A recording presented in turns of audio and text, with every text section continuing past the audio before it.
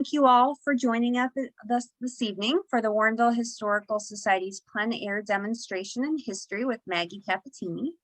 We are so excited to have Maggie back with us. Maggie has consulted with us in our first plein air painting competition, Paint the Ville, in 2019. But prior to that, she also served in 2015 as our artist in residency, following in the shoes of Adam Emery Albright, one of our famous Albright family of painters here in Warrenville. And right now, actually, there are 10 artists who are participating in our second annual Paint the Ville competition. So please do stay tuned to our social media. We'll be releasing their images late next week. So that will be exciting to see what they have been painting around town in this spring season. Very exciting.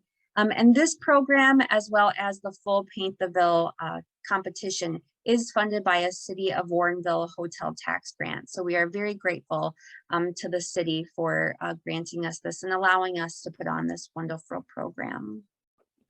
So Maggie holds a Bachelor of Arts in Studio Art and a Master's of Arts in Teaching. She's studied at the Palette and Chisel in Chicago. She's also won awards for her paintings, and her works are held in museum collections in Warrenville, in West Chicago, as well as private collections internationally, which is very exciting. And if you don't already follow Maggie, her website or anything on social media, please see the chat. I'll drop some info in there so you can watch Maggie, and maybe she'll mention it too, but I want to give a shout out to her duck, which will be on display in Lockport. It's very amazing, and will be a fun thing to go and see, a safe outside event to go and check out all the ducks in Lockport. So I will stop sharing, and without further ado, Maggie, thanks for joining us this evening. Thank you for having me. I'm so excited to be here and to share this presentation. I'll go over a little bit of the history of plein air painting, and also my demonstration is pre-recorded because it's hard to do a plein air painting demonstration at an evening program, but that I will share after the history portion. And if you have any questions, I will definitely be happy to answer any questions you may have after the presentation. I have entitled this presentation Plein Air Beyond Monet, because I think that generally people have an idea that Monet painted outdoors, and they may not know much more about that, but the nature of his work and the way that he studied the light at different times and different seasons, you kind of know he was painting outside. But I don't know if people know much more beyond that. So that's what this presentation is intended to do, is to give you more background information and history of plein air painting. This painting I chose, I didn't choose one of his more well-known paintings for the title slide here, because this one, it's beautiful. Look at all of the different colors, the different intensities that he used. Nothing is true, very true, like high chroma intensity, except maybe that one little spot there. Let me switch a couple of really intense bits, but he has created this sense of depth and the movement in the flowers. He was just a very talented painter. This one dates to 1890. So before getting into the idea of plein air painting, before coming to Monet and the Impressionists in art, many things are a reaction against the thing prior. And so just to give a little bit of context, to talk first about academic art and realism. These were two movements in the art world leading up to Monet and the time when plein air painting really became popular and common. Academic art was established in the 1600s, and this is when you hear and think about the Royal Academies, the Academy of Fine Arts. What was considered to be the standard as far as art was concerned, and painting in particular, was set by these schools. So they had a lot of influence over the style of art, what was accepted, what was exhibited. There was a highly polished style, and the subject matter was heroic, harkened back to classical times, might be a historical subject, biblical, and then of course the royal people who had the deep pockets to pay for the art to be made in the first place often had themselves as the subjects as well. During this time, during the 1600s, this was the first time that landscape was recognized as its own genre of painting. Up until that time, it wasn't really something that was a serious way of creating paintings. Following that comes realism, and this began in France in the mid-1800s. And these works of art, the realists wanted to break away from formal artistic styles and the subjects of the past. They created objective, unemotional works, and often depicted ordinary working class people or scenes of traditional life. They focused on the noble dignity of humble people leading simple lives. During the early 19th century, it was the first time that a class in landscape painting was offered in Paris at the Academy of Fine Arts. And that was like really legitimizing for people that were interested in observing nature and reproducing it in their paintings. So the landscapes grow in acceptance and importance during the 19th century. And all of this is leading up to, again, the time when plein air painting becomes more popular, when the Impressionists begin to really paint outside a lot. This is The Death of Socrates by Jacques-Louis David, French artist. And this is a really good example of academic art. You can see a lot of those qualities exhibited here. A historic scene, very polished. This is a very large painting. It's in the collection at the Metropolitan Museum of Art. This painting, Potato Planters by Jean-François Millet, is a realistic, from the realism movement. And we can see this, quite a difference in subject matter from the prior painting. Here you have a peasant couple planting potatoes. Potatoes were not thought of as a desirable food at the time. And you also have sort of a religious resonance here with the baby and the donkey. You kind of have that Mary and Joseph kind of background story here, but in a scene of everyday life. And the style is less polished. It has a little bit more of a, you can see there's brushwork. It's not so highly defined and smooth, almost like marble sculpture, these figures here, versus a more naturalistic look here. And a quote that Millet said, "Why should the work of a potato planter be less interesting or less noble than any other activity?" It's related to this painting that he created. So this is what's leading up to, leading up to the Impressionists and plein air painting. Well, what is plein air painting? This is a really fun picture. I think it would be cool to be there with all of these people painting. This is at the Castillo de San Marcos in St. Augustine. It was a undated, maybe we could guess by their outfits there, but the term is a French term. Plein air means out of doors, and it refers to the practice of painting an entire finished picture outside, which that's definitely up for debate. If what qualifies as plein air is something that people will debate.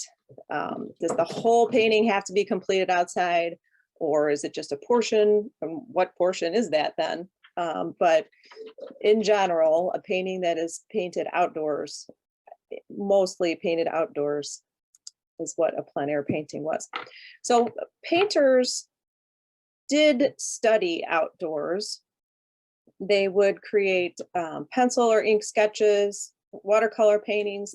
They would go outside and create these studies, but the studies themselves were just that. They were studies to be used in preparation for their larger paintings that were more formal. So here's one of the earliest documented painters to do plein air studies, Claude Lorraine, and he was working in the 1600s. This painting, View of La Crescenza, is of Rome. I believe it's a spot in Rome. That building still stands. And he was known to be using his sketches back in the studio. And I think when you look at this painting, I think that you can get the idea that this artist truly understands light that there is a freshness and a realness to the quality of light and shadow in this painting. And I think that that is one of the things that is a benefit of doing these studies outside, that you really, even if you're bringing those small studies back to inform larger paintings, there is no substitute for being in an environment and recording the colors or the cast of light as you see it. Even working from photographs, you will not get the same quality. I like that there's little, that looks like a little animal of some kind, and there's a person. Oh yeah, look here, a whole flock, or whatever you would call cows. Anyone? A herd? I don't know.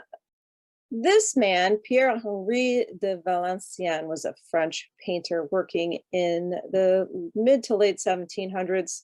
He did many studies. There's a whole collection in the Louvre of his plein air studies. He was an instructor, and he had a book in which he recommended an almost systematic procedure of when you do a painting, when you're intending to do a painting, you first do an out of door study. This is the way he instructed his students to be able to understand all of the different facets of nature. And he also emphasized the fact that these studies can help you learn how to paint rapidly. You need to paint fast when you're painting outside, and especially a subject like this where you have clouds moving, and obviously the light will be changing. When you have a gap in the clouds, you get some sun.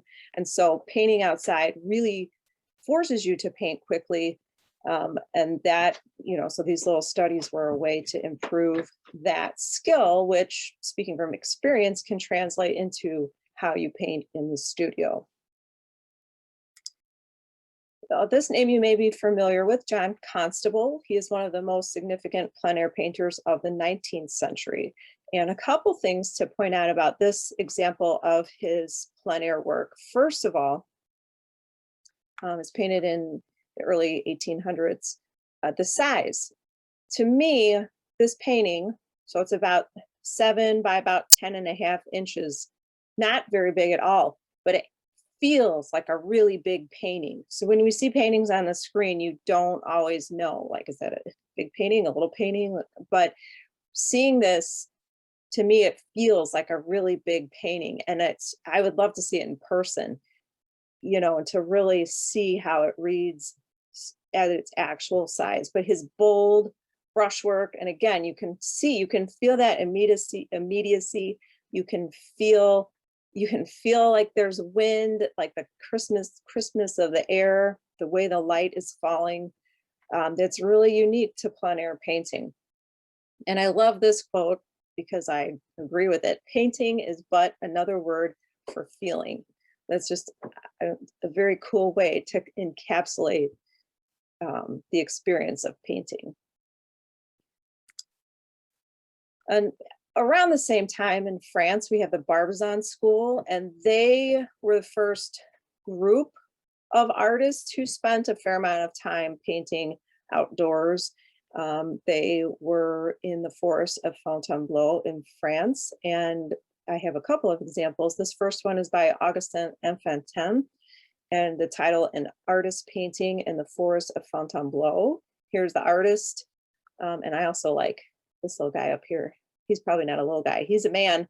But the interesting thing to me about this painting is the grandness of nature is really conveyed. This one, I couldn't find information on the size of the painting itself, but it's clear that nature has a grandness and a power and a beauty to it in the way that the artist has depicted the scale of the humans in here. This one is just stunning. Rosa Bonheur, The Forest of Fontainebleau, Spring in the Woods. Another one where I couldn't find the size, but the light is just beautiful. It's just beautiful the way that it's casting on the bottoms of these tree trunks, and she has this deep shade area and the lighter patches of sun on the grass. And again, you can tell when someone has painted something outside, and if they've been painting enough outside, it influences, whoop, oh my heavens. Sorry. Pardon me. I lost my sound. Can you hear me? Still, Sarah. Thank you. Okay. Okay. At any rate, I was saying that even if as a plein air painter, when you work on your studio works, all of the information that you are taking in and filing away as you're painting outside is there for you to use back in the studio. And I have a little bit of an example of that.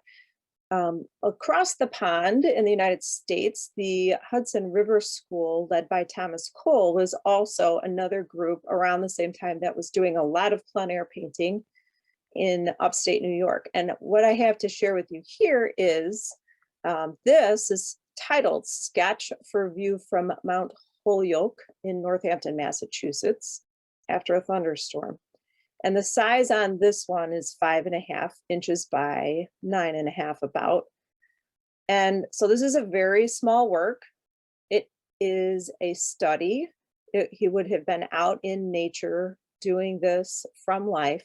And he used it to create this painting, which is much larger. It's 51.5 by 76 inches. So you can see he has worked out the composition in this little sketch. He's worked out the light. He's made some notes as far as the figure, where there's little trees, the storm clouds coming in.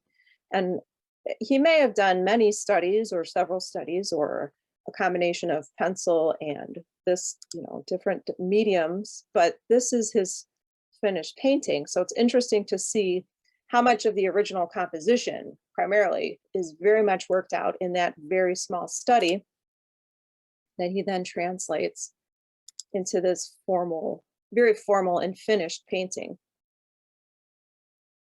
So then we come to the Impressionists and the painting that gave the Impressionists their name, and just the contrast between what we just saw and this looks, if we're looking back to Cole's work, comparing, these two works of Cole's, this sketch is much more along the same feelings as this finished painting by Monet. And that was part of what the criticism of the Impressionists was, that they were not completing finished paintings. These were sketches. They were not taken seriously by the art standards of the time. And this painting was critiqued in a newspaper article or something, and they used the title of the painting, Impression Summarize, as then saying yes, it's just an impression, in a derogatory way, like this is not a painting. But I think it's gorgeous.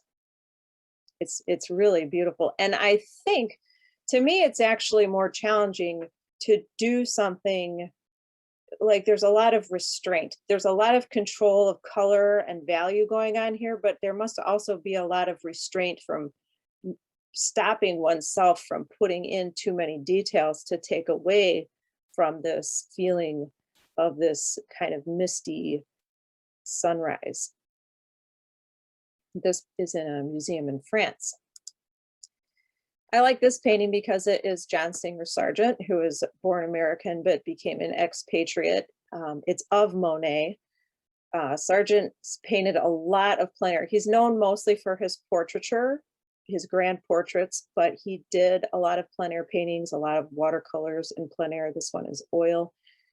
And I really just like to see, it's the closest we can get, besides photographs, I guess, but this is in color. The photographs of Monet were not.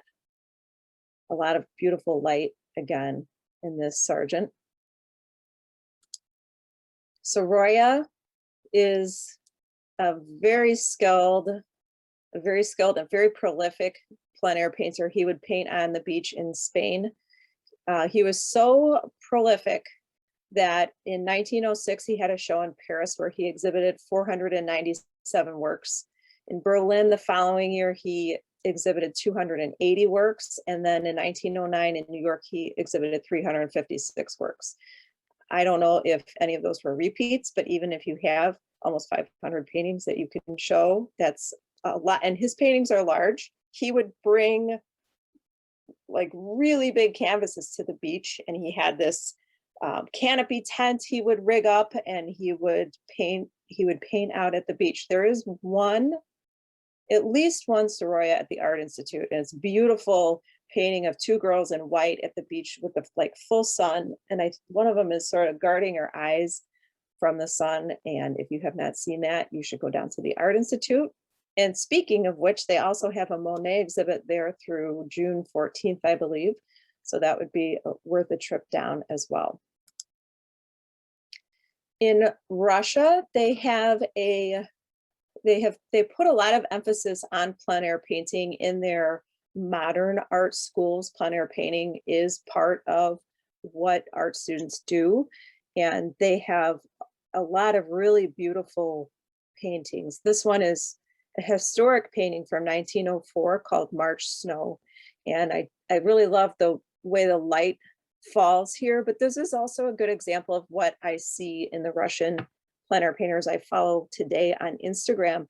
Something about their blues is so unique. It's really beautiful.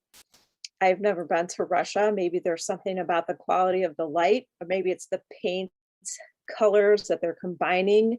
But I've noticed it even, like I said, in the modern plein air Russian painters. They have just gorgeous colors, in particular their blues. There's a very strong history of plein air painting in California, partly because it's beautiful year-round. We still plein air paint here in the winter in Chicago, but it's much less pleasant than painting in December in California, I'm thinking. And in America, people were looking to get away from the industrialized cities, the dirty cities, the factories, the noise.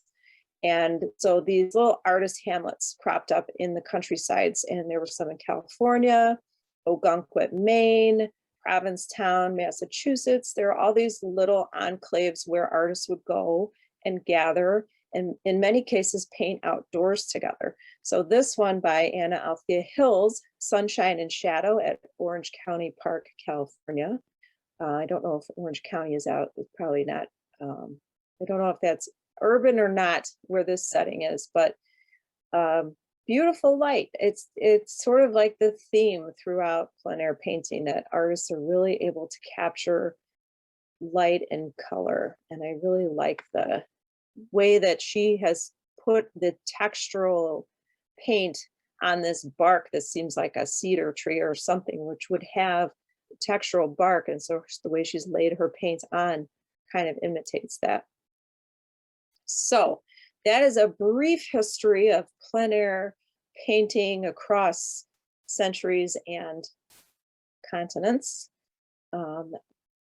There were some technological advances that allowed artists to paint plein air more easily, more conveniently, and therefore more frequently. And one of those is paint tubes. And it's not something that we might think too much about as technology or as something that didn't exist once upon a time, but this is a patent for metal rolls for paint, patented September 11th, 1841.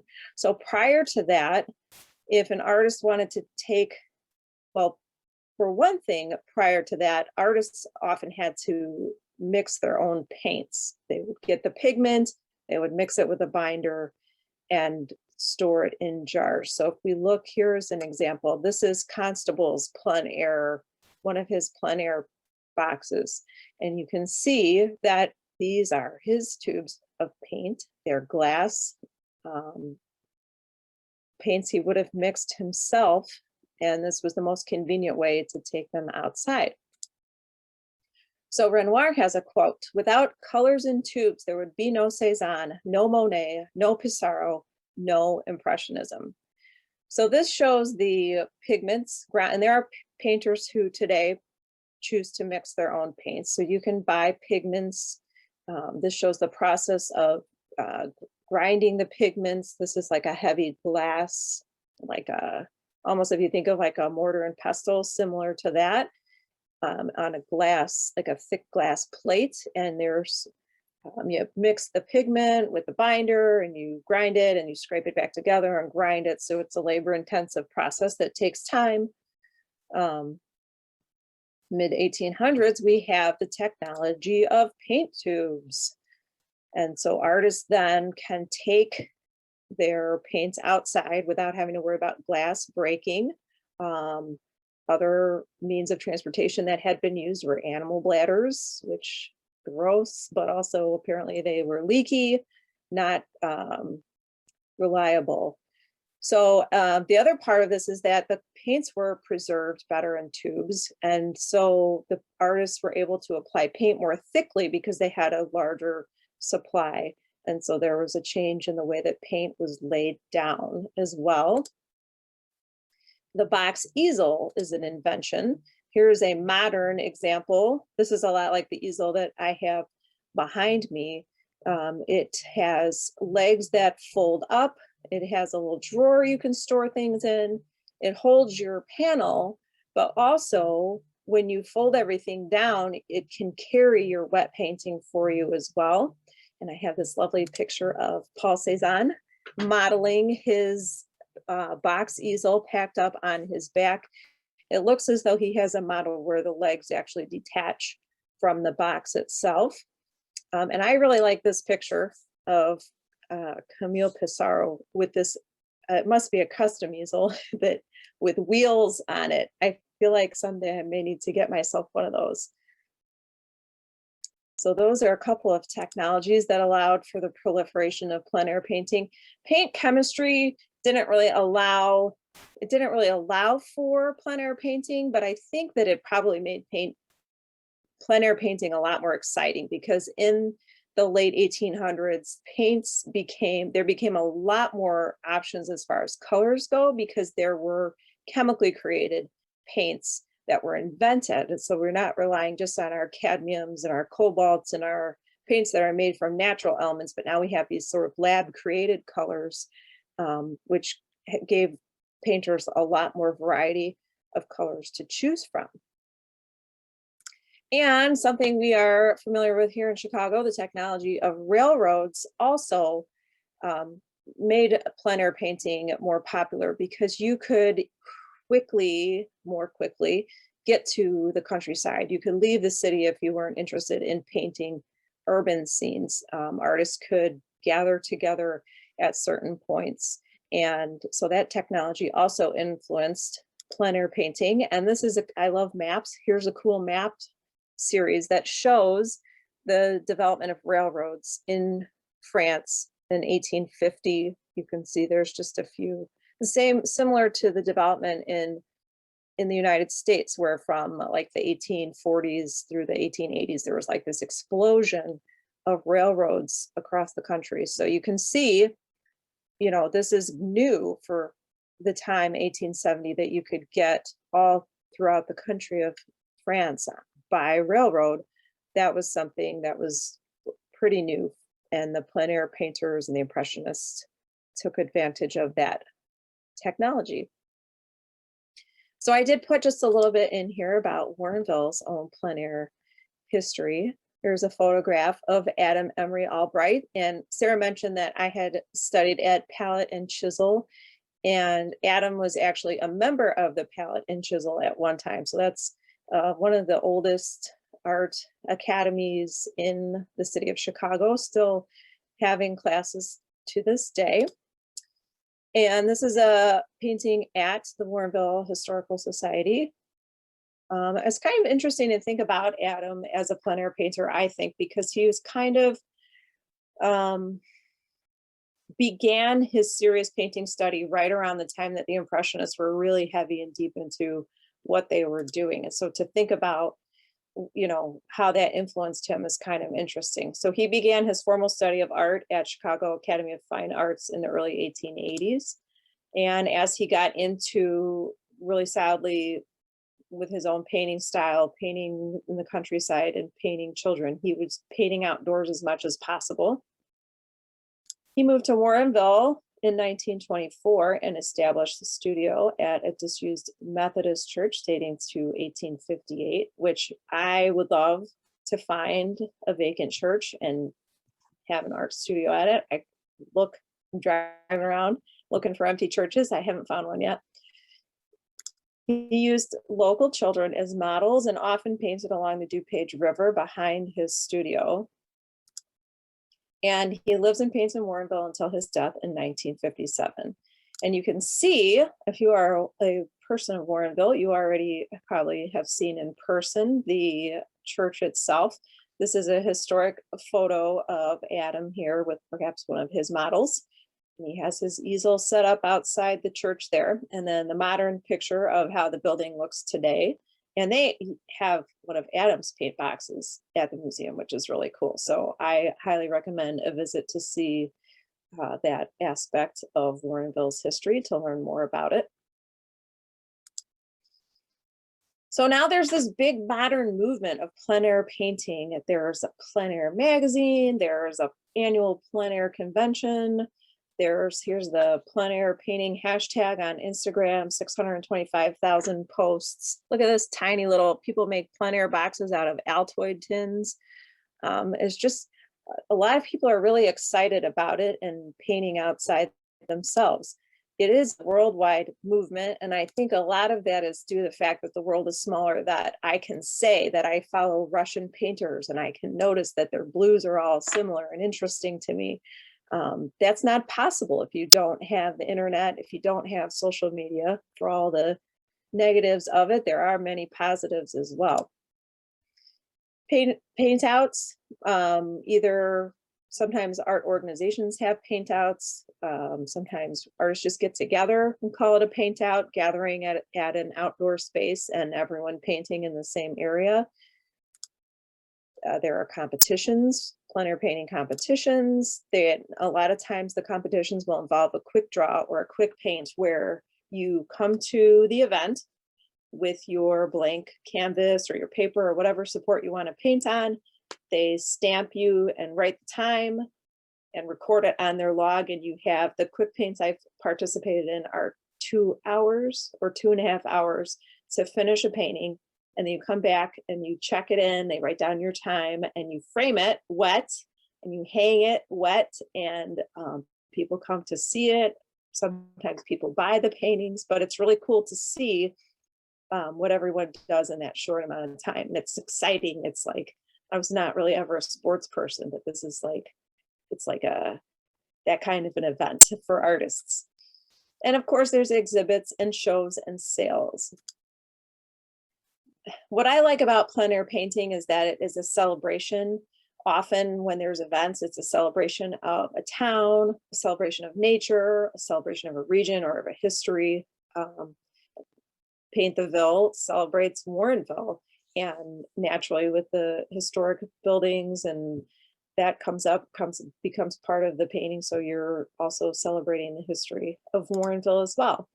And there are numerous societies and groups and meetups for people who do plein air painting to have that community and camaraderie of being able to be social with other artists, which is nice because a lot of times being an artist is sort of solitary if you're working in your studio and in your head all the time. In the Chicago area, we have quite a lot to take advantage of, despite not having the beautiful weather of California. There are a number of groups. A few are the Plein Air Painters of Chicago. And this is an example of an artist giving a demonstration for the Plein Air Painters of Chicago. There's a Lake County Plein Air group. DuPage Art League has a group that goes out, or was going out. I'm not sure with the current conditions, but they were going out every Friday during the nice weather to paint together. There are annual events. There's a Prairie Plein Air competition and show in Schaumburg every year in the spring, although that did not happen this year. Warrenville has had Paint the Ville. Excuse me. And then Northbrook has been holding Paint the Town. They didn't have that last year either. So hopefully that returns for this fall. And of course, there are classes and workshops available at local art leagues. So if you're interested in trying it out. That's the best way to do it. I actually knew that I wanted to paint outside, but I was terrified to go out by myself. So I took a class. And after that, it wasn't so hard to go out by myself.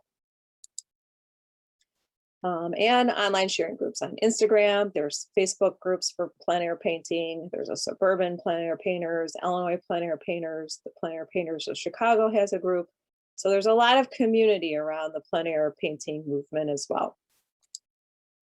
My plein air journey, besides the class I took, began at Hadley Valley. And this is a photograph of, it's a forest preserve in Will County that was actually across the street from the neighborhood that I lived in years ago when I first started plein air painting. And it was really nice because I could just go across the street basically and have this beautiful landscape to paint in year round. And it really gave me a lot of good practice in painting outside and painting in general.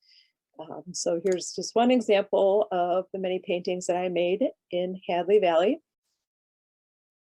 This was back when I was painting with brushes. Now I've mostly been painting with painting knives. And there are challenges and joys of plein air painting. One of the biggest challenges is the changing light. If you are outside for more than 2 or 3 hours, especially in Chicago, especially in the springtime, but other times as well, the light changes, clouds come, clouds go. And if you are painting and the light changes, the colors change as well. If you have sat on a bench and enjoyed nature at all, you have seen that colors change when the light changes. So that is definitely a challenge of painting outside. The weather can change and start to rain on you, or a big wind gust can come and dump over your palette. Your whole easel can go flying. There's all kinds of great stories about the weather. Animals. Somebody had a horse chewing on their paintbrush, and they were painting near a fence where there was horses. Being prepared, it's easy to forget things. So you have to be, if you really want to paint, sometimes you have to be willing to improvise. I've forgotten my brushes on a week-long trip. That was how I really started painting with knives. I've forgotten a palette to mix on, so I used a Target bag. It didn't really work that great, but I could still paint. So you really have to plan ahead. And even so, even if you're good at it, even if you've been doing it for a long time, you still sometimes forget stuff. Finding a subject can be challenging. You kind of wander around sometimes and nothing really hits you, and you don't want to miss up on the opportunity for painting, but at the same time, nothing's really speaking to you. Transporting wet paintings can be challenging. But there's a lot of joys. You are immersed in the subject you are painting. That's the best part of it. And if you're out, like being out in Hadley Valley, sometimes it was like nature forgot I was there. So then there's all these things, squirrels, just right there. They don't even know you're there because you're standing so still and being so quiet. So it's pretty cool experience. Seeing true color, again, photographs cannot capture true color. And even if they get one color right, the range is wrong, or the shadows are too dark, or it's washed out. So painting from life is the best way to see true color. You can celebrate place. Your painting is a celebration of the place you are painting. You have the opportunity to be among people, and not just other painters, but passersby. A lot of times when you can't tell in my demo video because it's time lapse when people are stopping by, but people stop by and talk to you when you're painting. And it's kind of a neat way to make a connection, to share art, to share creativity. So that's another joy. And it's kind of like a souvenir or snapshot. I have paintings that I painted on vacation with my family, or one I did in the rain at one of the plein air events, and looking at the painting just puts me right back to that moment. It's like a photograph, but better. So that's another really cool aspect of it. And I have, for the end of my presentation, I have a very fun Lucille Ball plein air painting. I mean, come on. I don't know anything about the story behind this, but I just love this picture. I thought it was so fun to see. And so that is the end of this portion of my presentation. So I'm going to stop this share for just a minute and get over to my little video that I made here. Let me make sure I'm not going to. Right. Thank you for your patience. All right, get this readjusted. So this is a video. I always feel, I'm an elementary school teacher as well, and I've been teaching art on Zoom, and it feels really weird to show a video of myself when I'm giving the presentation. But like I said, it was not possible to do a demonstration on Zoom really for something like this, and doing a recording allowed me to also do a time lapse. So there's portions where I talk, and then portions where it's a time lapse, and the whole thing is a little longer than 7 minutes. So, and after that, I'd be happy to take any questions. I'm here today at Warrenville Cemetery to do a plein air painting of the cemetery. It's such a beautiful spot on a nice quiet part of Warrenville Road here in Warrenville. I have my 12 by 16 canvas board, and I'm going to do a little bit of sharing of information and then a little bit of time lapse so you can see the painting process but not spend the full 2 to 3 hours with me. I hope you enjoy, and if you have any questions, please let me know at the end of the program. Here's a little bit about my setup. I use an easel that's known as a pochade box, and it means study box in French, basically. It folds up like a suitcase. You can see here it has some hinges. On the back there's a place that you can store panels of certain sizes, and it just connects to a standard metal ball head tripod, which is really nice because it all compacts down to a smaller size for carrying. I'm using a 12 by 16 canvas board, and you can see I have my paint colors out. I also have spots where my old paint colors used to be. I'm using a little bit of medium today called Neo Magilp, which just will help the paint have a little more body. It keeps it nice and slick, and it also accelerates drying a little bit. I'm going to lay in an underpainting with a brush, and I also have painting knives. Most of the painting will be done with knives, so this is the size and shape I usually use the most. I have paper towels handy. I can hang my book bag on the bottom of the easel to help. It's a little breezy today, so that helps give it a little bit of weight, and has some things in there I might need. And of course I have my coffee. And what you can see on my panel so far, I've just done some very light pencil notes, indicating sort of my boundaries before I start to put in the underpainting. Because this is a larger panel, normally I would not block in with a paintbrush. I would not use a paintbrush at all in my paintings, but because this panel is larger and I only have a limited amount of time to paint before the light changes, I am going to block in some of the bigger shapes using thinned paint, using that medium that I showed you and a little bit of odorless mineral spirits to block in some of the colors here. It's just very basic, kind of looking for, I'm not really looking for exact colors or shapes or anything at this point. I'm just looking to cover up that white with a little bit of color. And as I had mentioned, had done some blocking in of my larger shapes with pencil, putting some pencil marks in there just so that I could have some boundaries to know, the trees are about this tall, and here's a couple of important gravestones that are kind of going to help me to know where to put things in when I get down to actually painting. This is my grass color, and as you can see, the grass is not a bright yellow, and I'm actually kind of painting over some of those gravestone notations that I put in there, but just to get going, just to get some color down.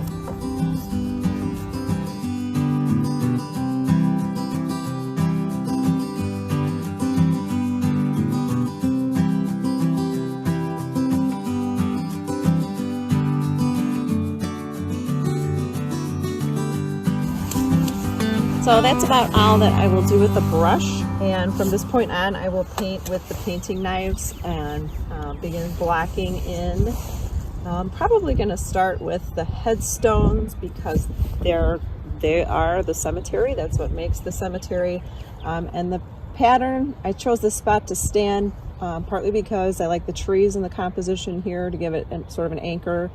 And then I see the flag on the gravestone. I wanted to include the flag, you know, the big formal flag, but I couldn't find a good composition that included that flag and the headstones and everything. So I spotted this little flag on that grave in the middle there, and then it has a taller, lighter colored headstone behind it, and then the trees. So that sort of area is, like, to me, going to be the center of interest. And I positioned myself to, like, paid attention to how the headstones overlapped each other, kind of looking for a good rhythm of heights and no kind of weird, like, edges touching of headstones, trying to keep it an interesting pattern there. So because that is the main thing I'm looking at here, I'm going to start with those headstones.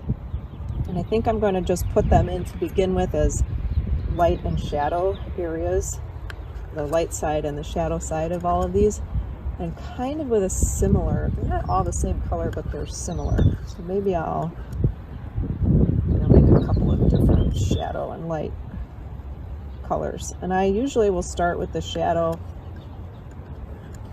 The shadows anchor the painting.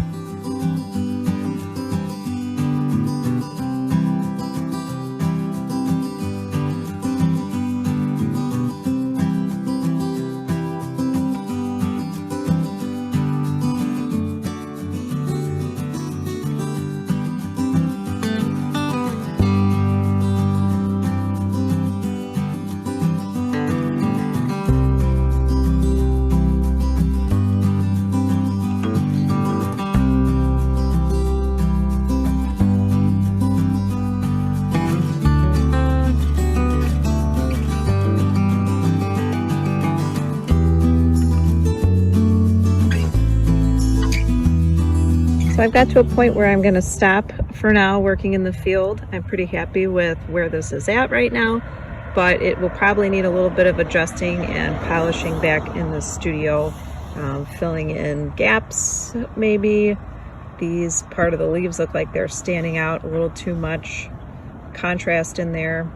That'll probably fix before I leave, but otherwise this is at a pretty good point to pack it up for today and head on back to the studio.